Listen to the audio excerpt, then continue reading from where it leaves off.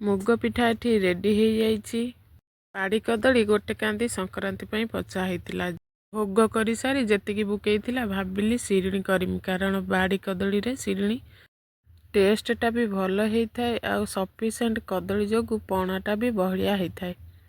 से बाड़ी कदली जेबे भी पचा जाए कंपलसरी मुग शिरणी हुए, कारण मुग शिरणी आम घरे समस्त पसंद। अरुआ चाउल आ मुग सकाळु सकाळु भेदे देइथिली।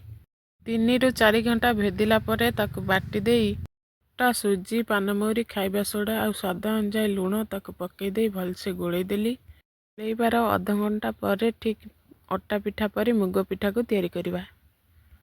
पणा पाई कदली दही नड़िया गोलई गाड़ी दे रखिदेली। मुग शिरणी तैयारी करवा बहुत सहज। आपण माने कमेंट माध्यम भी जनइबे आपण माने भी केबे घरे तैयारी करी खाइचंदी कि नाही।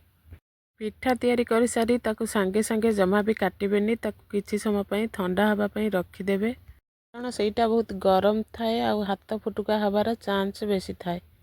ठिकिरे चिना परी एमती छोट छोट करी काटी देइछि, कारण मुग पिठा टिकु एमती काटिले टेस्ट सांग को देखिते भी सुंदर लगे। मो वीडियो जति आपण मानको भल लागि थाए लाइक सब्सक्राइब निश्चिंत करिवे। रहिली सांग माने जय जगन्नाथ।